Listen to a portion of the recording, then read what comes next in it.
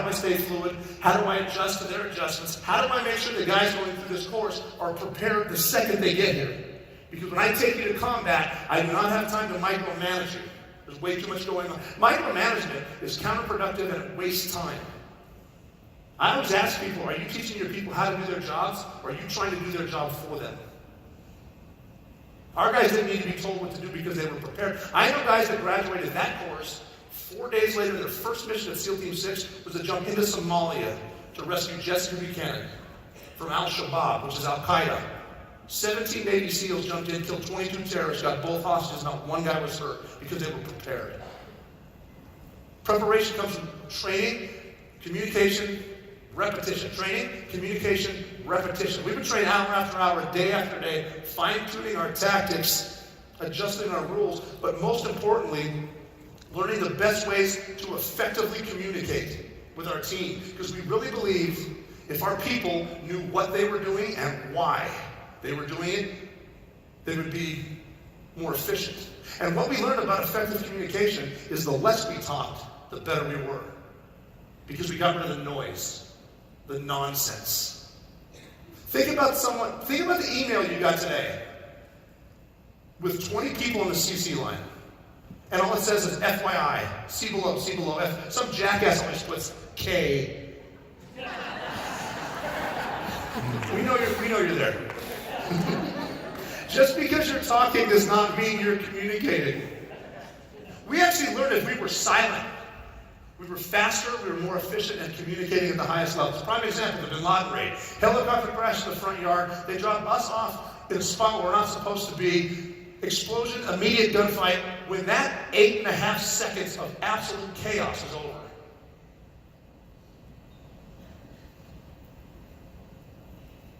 Now there's 23 guys with guns coming through your house. I need to go off on a tangent right here because I've had a lot of years to think about it and I'm having fun up here on stage. I have thought about it. That must have been really scary for the terrorists. Right? Something's here to get me and I can't hear it. And I can't see it. And that's all over. They actually made 4 major motion pictures about stuff my team and I did, and I need to share this with you. I am horrible to watch action movies with. I'll explain. It's always the same thing. The helicopter lands, the Americans get out, something blows up, and out of nowhere comes that big white guy with the crew cut. Go, go, go, go! And it's like, wow, thanks, bro, because we weren't going to go. Like, are you yelling at me? Because you started. We had a guy do this on a house in Afghanistan.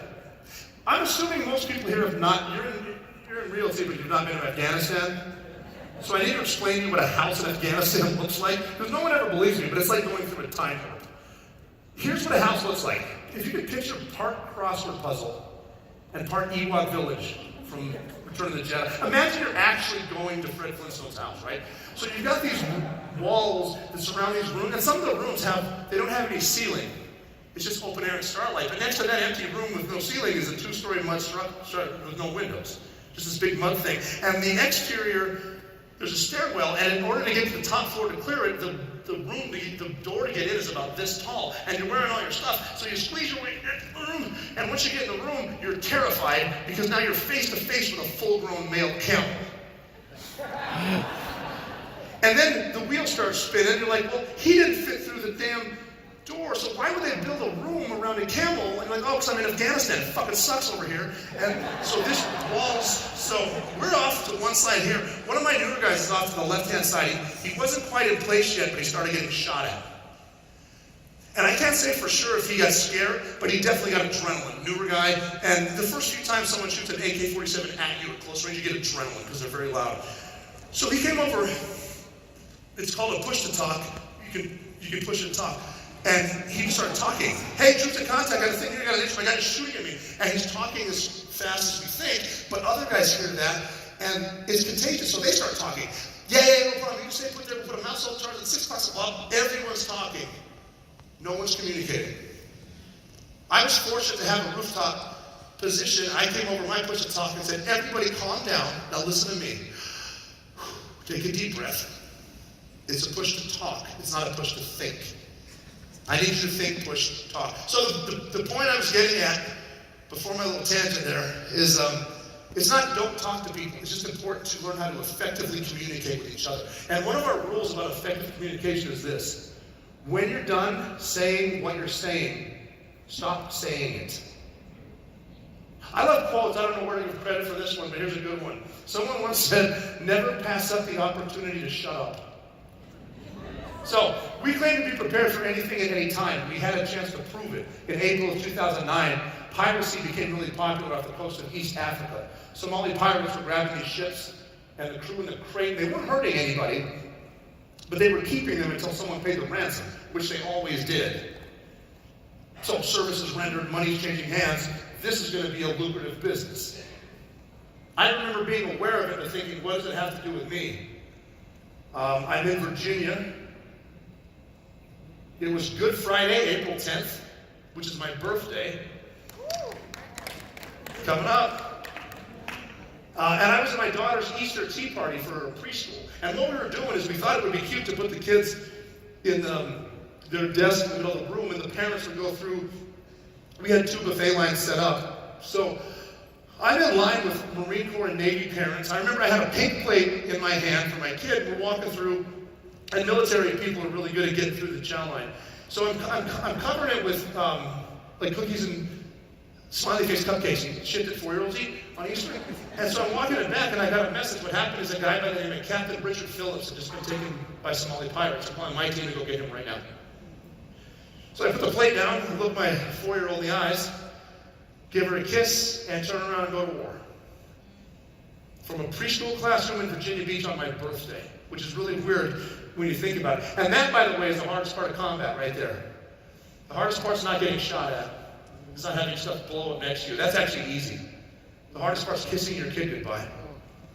Looking him in the eyes.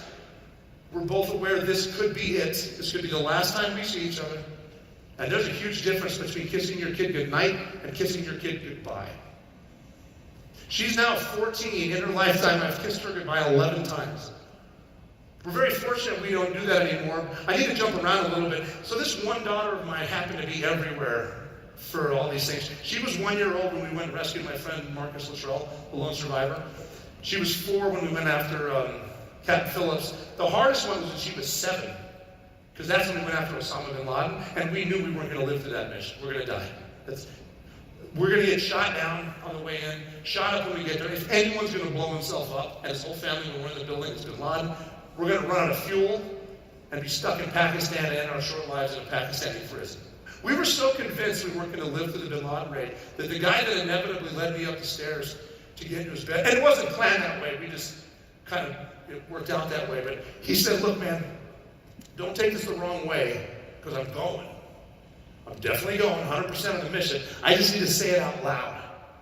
If we know we're going to die, why are we going? Which is a fair question. So we talked about it for a while, and we decided we're not going after Osama Bin Laden for the reward money, and we're not going for fame. We're going for the single mom who dropped her kids off at elementary school on a Tuesday morning.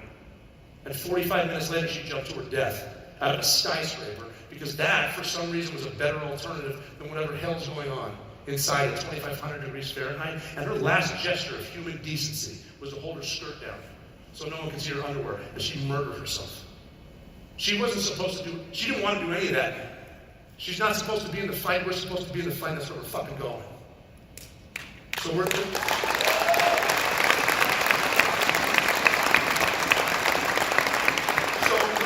at home again, the Bin Laden raid. I was writing letters, and I didn't write a letter to the 7-year-old. I wrote a letter to the 27-year-old. I'm really sorry I missed your wedding. I know you're beautiful. Thanks for taking care of your sister. You know, what we did was noble. Tears hitting the page. It's not even fun to think about now. Then I went to the mall to get going away presents. I don't know what you buy 3 little girls for daddy's not coming home, but I'm walking out of the mall. I remember not being afraid, but I was focused. I know I wasn't too focused because I bumped into this kiosk in the middle of the mall, one of those you see in the sunglass hut things. And I looked down, and there's this pair of Prada sunglasses on sale for $240. And I'm looking down, I'm like, you know what, this is, I can't afford these. I'm a chief in the Navy. But I am going to be dead next week, and American Express can. So I hooked myself up. But then I'm walking around town one day left, and I'm like, you know what, there's never a perfect plan. What if we do live through the night in Bin Laden's house? What if we need to steal a car? I know how to do that and drive to Islamabad 4 hours away. There's embassies there. If it